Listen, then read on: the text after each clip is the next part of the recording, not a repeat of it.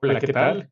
El día de hoy vamos a hablar de un tema internacional como lo es el Tratado de Libre Comercio México-Unión Europea y analizaremos las reformas y los cambios que tendrá este nuevo tratado. Así que quédate y a continuación tendrás información de actualidad.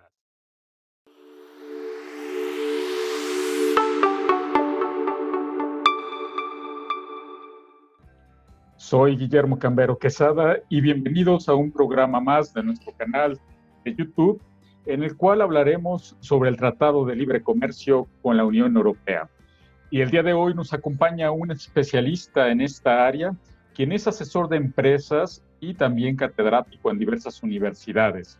Me refiero a Damián Lepapillón. Muchas gracias, Damián, y bienvenido de nuevo para esta cápsula jurídica. Buenos días. Buenos días, Guillermo. Gracias por la invitación y espero que les va a gustar lo que vamos a tratar al día de hoy. Bueno, el Tratado de Libre Comercio con la Unión Europea es un tratado relativamente ya viejo, hablando en términos de duración, si lo comparamos, por ejemplo, con el CAN o ITEMEC, y que sin duda alguna es menos conocido, pero trae diversos componentes y contenidos muy interesantes para las empresas mexicanas. Cabe decir que nosotros nos hemos especializado en este tratado desde hace más de 15 años. Hemos brindado asesorías a empresas tanto europeas como mexicanas para poder aprovechar al máximo del mismo. En ese sentido, Damián, ¿cuál sería el contenido de las reformas que se vienen a este tratado en cuanto a intercambios de productos? Si nos puedes dar una breve introducción del por qué no ha podido llevarse a cabo aún la aprobación del nuevo Tratado de Libre Comercio con la Unión Europea. Sí, exactamente. Creo que es importante mencionar antes que todo, bueno, que el tratado ya fue firmado el 21 de abril del 2019, pero firmado no quiere decir en vigor. Como lo vimos con el TEMEC, esta se firmó en 2019 y apenas entró en vigor. Pues el Telecom es lo mismo, se firmó en 2019 y no está en vigor. ¿Por qué? Porque ahorita va a pasar en todos los temas nacionales para su validación y su firma. Y una vez ya firmado por el último, vamos a decir, Congreso de los 27 países de la Unión Europea y de México, ya se va a poner el plazo, a veces son 3 meses, 6 meses, todavía no está definido, para ya su entrada en vigor. Entonces probablemente no va a entrar en vigor este año por todo lo que está pasando, pero ya podemos anticipar porque tenemos una versión casi definitiva. Es muy importante no decir definitiva, ¿por qué? Porque justamente al momento de la votación por cada congreso, cada país puede aportar algunos cambios. Entonces, nosotros el día de hoy les vamos a proponer y enseñar justamente pues, los principales cambios, pero siempre en la mente diciendo que cualquier modificación se puede, vamos a decir, actualizar con un congreso. Entonces, vamos a empezar con los productos, que es lo que más interesa a las personas que exportas e importas en México. Entonces hubo varios, ahí creo que es el capítulo con más cambios. ¿Por qué? Porque cuando se firmó y entró en vigor en 2000 el antiguo tratado, vamos a decir que todavía está en vigor, pero lo llamamos antiguo, la Unión Europea protegía muchísimo su agricultura, ¿no? Los principales cambios fue justamente que quitaron los aranceles de muchos productos agrícolas. Entonces, México también protegía más su sector en la época. Entonces, en la actualidad y en la entrada en vigor de este nuevo tratado, todo el tema de las aves, cerdo, carne de res, queso, mantequilla, leche en polvo, preparación láctea, chocolate, café, pasta, durazno y helado van a poder importarse en México desde la Unión Europea ya sin pagar arancel. Entonces eso es algo nuevo porque pues, los que transforman esos productos ya van a pagar menos impuestos. Ojo, un aspecto interesante, va a haber cupos en esos productos. Tampoco no va a ser una importación a 100%. Quiere decir que cada empresa va a tener que pedir su cupo y con un cupo máximo al año. Entonces hay que checar eso. Y del otro lado, lo que podemos ver es que la Unión Europea va a aceptar más productos mexicanos sin aranceles. Entonces, eso es una gran oportunidad para las empresas mexicanas en los sectores siguientes, los que venden carne de bovino, cerdo, aves, atún, huevos, miel, azúcar, hasta chicles, fresas congeladas, jugo de naranja, espárragos, almidón de maíz, etanol y el ron, justamente el ron mexicano, que se va a poder exportar a la Unión Europea sin pagar aranceles. con un aspecto interesante también, ahí también va a haber cupos. Entonces hay que medir este aspecto justamente de pedir su cupo para entrar en la desgradación arancelarias. Último comentario sobre el tema de InfoExpo es que ambas zonas se van a basar sobre la reglamentación fitosanitaria SPS de la OMS.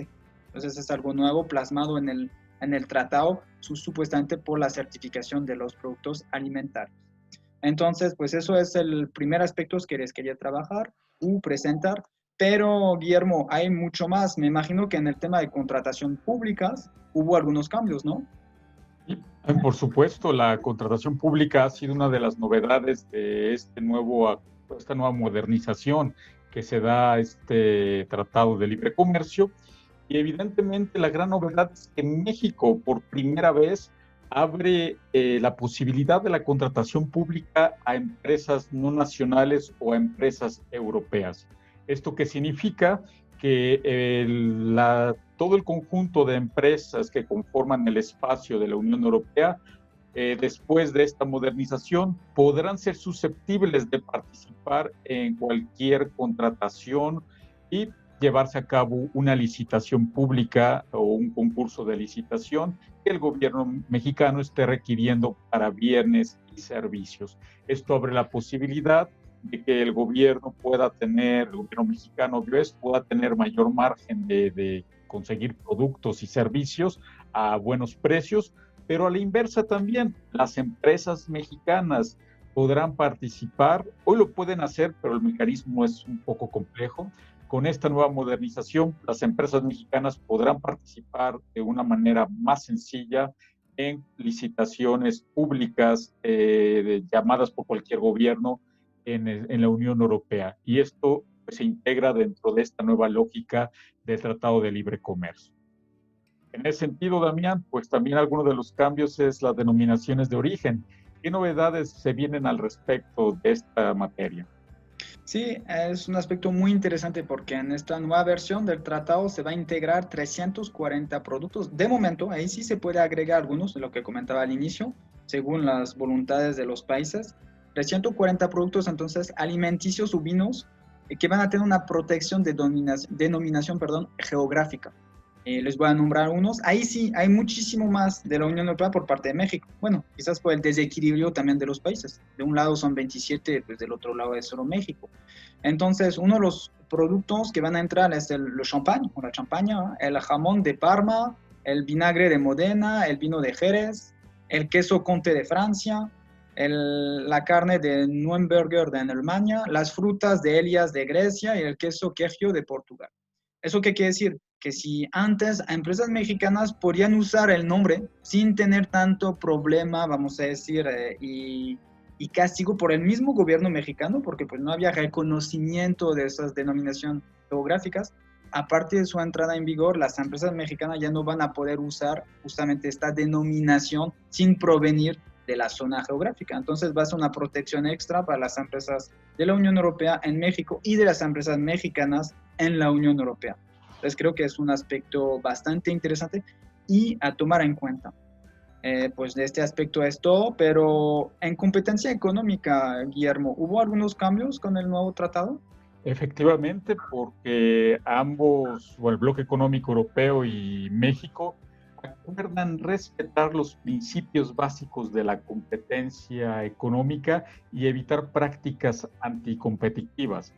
Evidentemente, esto es una preocupación que poco a poco se ha venido solventando por el Tribunal de la Unión Europea para evitar estas prácticas, pero indudablemente hacia México, pues este tribunal no tiene jurisdicción y pues teníamos de los dos bloques, o México y el bloque económico europeo, tenían que ponerse de acuerdo pues para que en ambos territorios, sobre todo en México, se respeten estos principios básicos y que empresas mexicanas no lleven a cabo pues ciertas situaciones de abuso de posición dominante respecto a empresas potenciales europeas que quisieran competir en el mercado mexicano. Esto se hace para que exista un libre mercado y que puedan desarrollar sus bienes y servicios, ventas de una manera pues bastante cordial y de acuerdo a las reglas del mercado. Esto garantiza evidente el libre comercio entre ambos países. En ese sentido, Damián, ¿qué cambios se vienen en el tema de servicios digitales en México y en la Unión Europea? Excelente pregunta, Guillermo, porque ahí sí hubo bastantes cambios que se agrupan en dos capítulos, pero lo vamos a resumir en uno. Porque pues ya sabemos, entre los años 2000 o los años 90, a finales de los 90, cuando se negoció el tratado, y en la actualidad, el mundo ha cambiado y más en el tema de tecnología. Entonces, en el tema de los intercambios de servicios, se van a facilitar justamente la compra-venta entre las dos zonas en los siguientes sectores. ¿Para qué? Para justamente tener una competencia ya más grande y tener más ofertas. Esos sectores son los sectores financieros, servicios postales, telecomunicación, transporte, intercambios digitales, como lo mencionamos, y servicios de medio ambiente. Entonces, esos servicios van a tener más competencia. Además, en el tema de los servicios digitales, se va a quedar bien inscrito, aunque ya lo vemos cuando descargamos una aplicación, en general es gratuita, pero pues ahí sí se va a quedar prohibido el derecho aduanero sobre las transmisiones electrónicas. Entonces, una aplicación mexicana que se descarga en la Unión Europea ya no puede pagar justamente derecho aduanero. Entonces, ahí esté plasmado. Segundo, la firma electrónica se va a aceptar de forma oficial con una validez jurídica en los contratos. Entonces, con la pandemia que estamos viviendo, pues va a facilitar justamente los contratos con firma electrónica. Y tercero, se va a reforzar la protección a los consumidores. ¿Para qué? Para luchar contra los spam y que tiene derecho los usuarios a un Internet sin censura. Entonces, esos aspectos son lo que más cambios en el tema de intercambio de servicios digitales. ¿Qué podremos agregar, Guillermo, en el tema de derecho de propiedad intelectual? Pues muy bien, en esta materia, tanto México como la Unión Europea refrendan su compromiso a seguir respetando este derecho. Sabemos que actualmente, y claro, este es uno de los servicios que brindamos, el registro de marcas en la Unión Europea, sabemos que ahora se ha simplificado por el Convenio de Madrid, que permite dentro de una misma oficina nacional hacer el registro de una marca en diversos territorios. Aún así, seguimos recomendando hacerlo país por país, porque aunque hablamos de un bloque de países de la Unión Europea, cada país tiene sus propias diferencias, prácticas y una administración pública diferente y que tratan los expedientes de manera muy diferente. Entonces, esta protección sigue vigente, se refuerza. Y bueno, como lo comentabas hace un momento, Damián, en el tema de denominaciones de origen es donde se viene la parte más fuerte de protección y donde ahora sí tanto el consumidor europeo como mexicano tendrá la certeza de que lo que está consumiendo sí viene con una protección propia de denominación de origen y va a dejar de existir eso de producto tipo, en particular, y no es publicidad, para el queso manchego. Se pretende terminar con esta práctica y que se respete el nombre manchego como denominación de origen para los quesos españoles y que los productos mexicanos cambien o dejen de usar ese tipo de denominación, porque bueno, no me imagino en la Unión Europea un coñac que diga producto tipo tequila, porque se estaría infringiendo la denominación de origen del tequila aquí en México. Eso es cuanto a la propiedad intelectual que se ha negociado en este nuevo tratado. También, ¿qué nos puedes decir? Sobre todo algo que agitó mucho el TEMEC o antes en el TELCAN, y que es el tema laboral. ¿Qué cambios se vienen al respecto? Sí, exactamente. Comparación, ¿no? Aquí el capítulo del tema laboral, el nuevo TLQM es muchísimo más reducido. Ya hemos escuchado y hemos presentado los cambios con el TEMEC. Aquí realmente es algo que va a favorecer los intercambios de habilidades y de competencia entre las dos zonas. ¿Por qué? Porque se va a facilitar el reconocimiento de las cualificaciones laborales en las profesiones siguientes. Que quiere decir que uno va a ser más fácil ejercer en las otras zonas. Entonces da una oportunidad muy grande.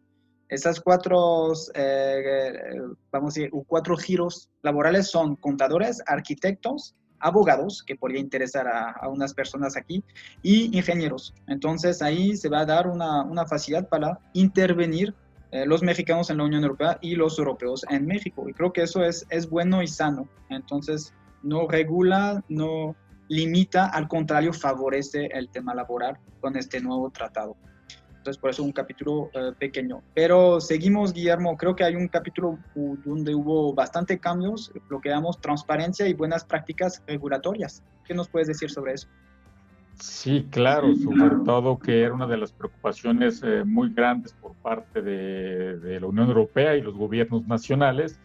El gobierno mexicano, digo, los diversos gobiernos, no el actual, sino desde las administraciones anteriores, se venían haciendo cambios en las regulaciones comerciales sin llevar a cabo un consenso o sin llevar a cabo un respeto de los principios básicos que rigen o que están rigiendo actualmente el Tratado de Libre Comercio.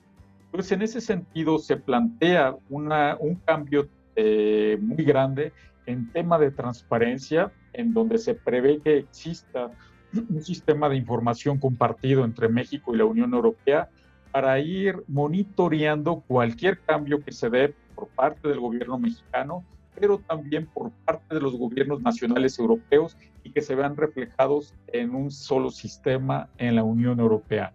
Esto va a permitir tener varias vertientes y poder detectar a tiempo, por ejemplo, prácticas monopólicas, restricciones al libre comercio, tanto del bloque económico europeo como del gobierno mexicano, y poder tomar rápidamente decisiones en materia económica por parte de las empresas de ambos lados cuando se viene un cambio comercial que pueda afectar directamente a la empresa.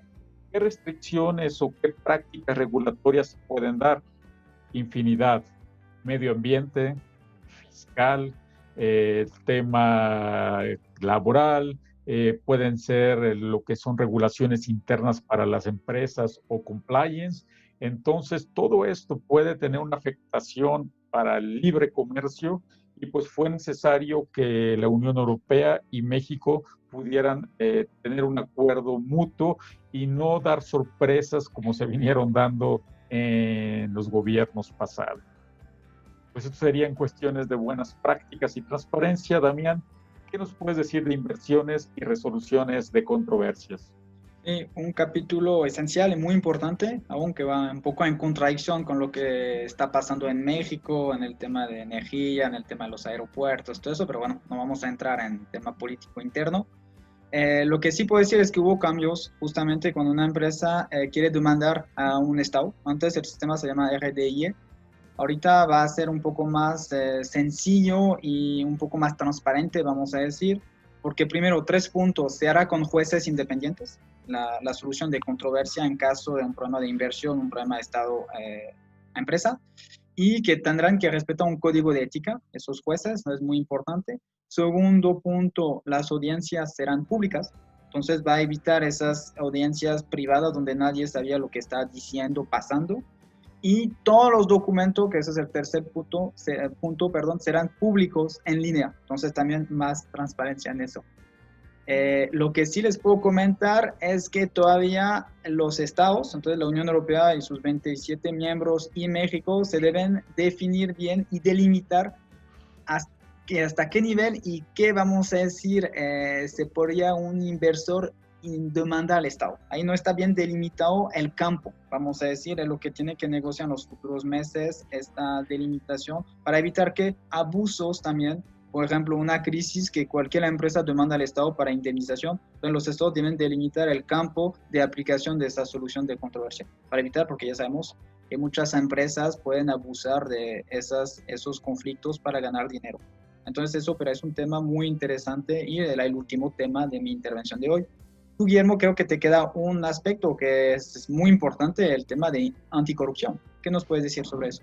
Evidentemente, aunque el Tratado de Libre Comercio con la Unión Europea lo maneja como anticorrupción, cuando entramos ya de lleno al clausulado propuesto, nos encontramos que, bueno, sí hay un entendimiento para evitar sobre todo el soborno transatlántico, es decir, en Europa y México, pero esto era un mensaje directo para las prácticas en México. También agrega un clausulado muy interesante en temas de lavado de dinero.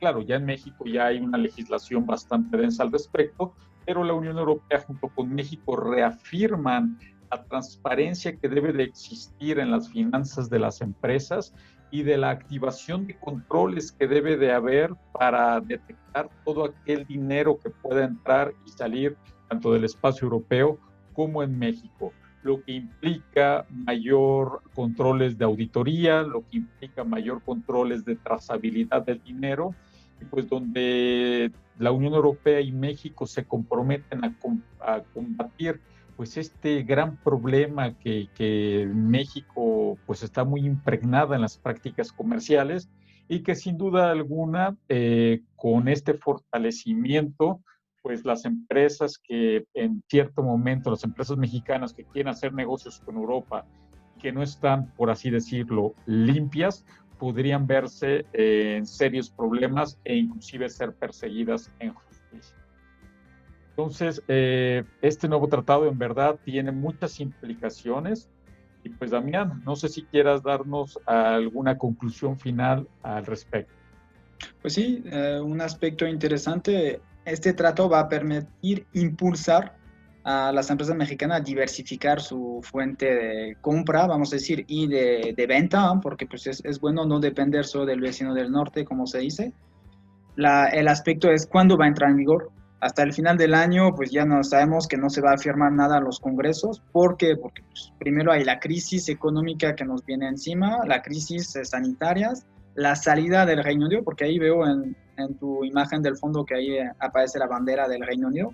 Para que lo sepan también, el Reino Unido todavía si está fuera de la Unión Europea, el tratado está en vigor con él. Entonces las empresas pueden seguir exportando e importando con el Reino Unido hasta el final de este año, 2020. Ya veremos en 2021 la relación comercial entre México y el Reino Unido y la nueva relación comercial entre la Unión Europea y México, porque, como lo comentamos, se debe pasar en todos los congresos. Viendo la lentitud de la administración pública en todos esos países, dudo que se haga esta firma y esta entrada en vigor antes del segundo semestre de 2021. Esperemos que sí, porque realmente va a impulsar más competencia, más oportunidades para las empresas mexicanas y mejor condiciones para los consumidores. Es un tratado muy bueno y muy bien redactado. Entonces, pues hay que esperar que entre en vigor.